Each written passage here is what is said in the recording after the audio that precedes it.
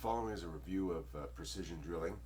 We're recently in the news. They said they are hiring 1,000 new employees, and I want to take a look at why they've been so successful over the last little while. What I'm looking at is the Wave Analytics and the Interlead data, and so this is a BI dashboard.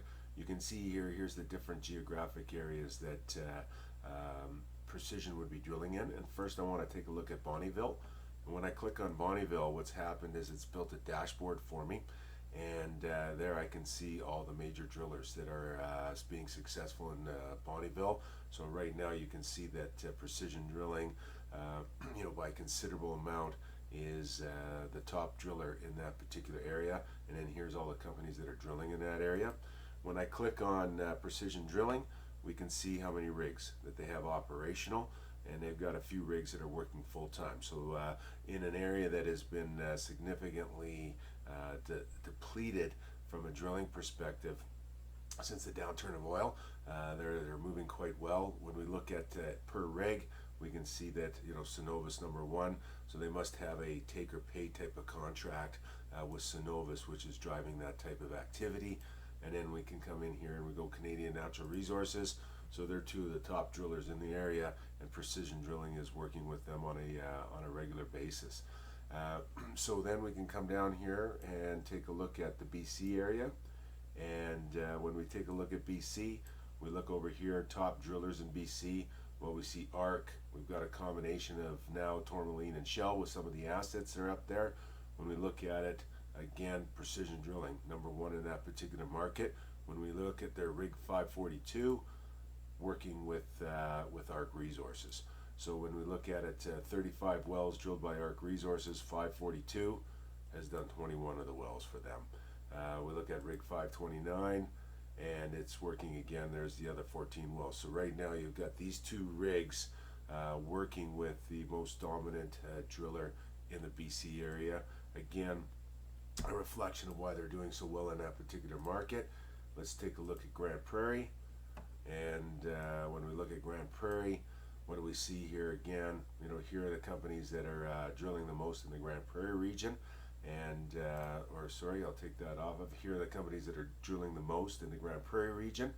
And then when we look at top drillers, again, Precision #1. So every single market, they're #1 by almost double in the majority of markets. When we look at it, here are the companies they're dealing with. Precision Rig 26. Since the beginning of the year, 9 wells they've been drilling, and you can see here it's with Tourmaline, so one of the top drillers. So if we take a look at who is top driller, second is Tourmaline, and then when we look at Precision Drilling, then we could see that they're doing a fair amount of work with Tourmaline on that side of it. If we look at Precision 531, Athabasca Oil Sands. So you could see that Precision is extremely strong in that Grande Prairie market. Let's take a look at St. Albert. So that's going to be a lot of the Fox Creek work that we're looking at. Shell is obviously a major player in that area.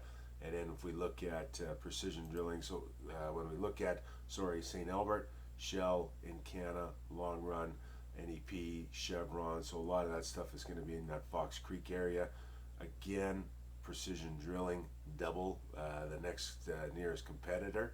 And then when we look at what rigs, we look at rig 574, and what we see is they're dealing with the #1 drilling company in that particular area.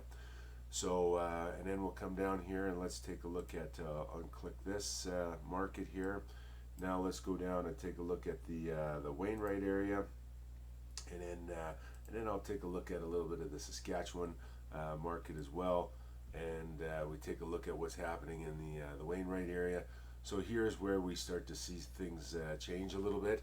So now they're the third. So, but when we look at the top drilling markets, BC, Bonnyville, Grande Prairie, so on and so forth, they're #1 in that area. But when we take a look at Wainwright, they fall down on that side of it. So and it would come back here. Let's take a look in Kindersley, the second most drilled area in Western Canada. And again, they kind of fall down here a little bit. Precision Drilling is actually all the way down here on that. So we see a little bit of a change in the market on the shallower wells. So that's Kindersley. Now let's go take a look at the Estevan area and see how well they've done in the Estevan area. And then we see they start to. So when we look at the shallower wells, shallower light oil wells, typically they're around number 4, working with Crescent Point, those types of things. Let's go back to an area where the wells are a little bit deeper, and so when we look at and the drilling operations are more complex, and then we look at it, they're actually number 3 in that area. So when you look at, if we do the assessment on this, and we'll take a look at who they're dealing with in this area. So Peyto, again, Tourmaline, we've seen that they've got a good relationship with them.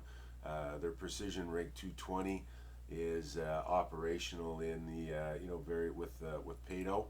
So if we come back and we look at the all the markets that we've been assessing, Bonnyville number 1, they're the number 1 driller in that area. Kindersley, I think we came up with number 4. Grand Prairie, they're the number 1 driller. BC, they're the number 1 driller.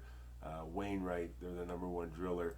So if you look at the profiles of those particular markets, you'll see that those are extremely deep wells, very complex, high capital charges. They've got the appropriate rigs and equipment to make them number 1 in those particular markets, which is obviously giving them, as those markets rebound, you're going to see a rebound by Precision Drilling.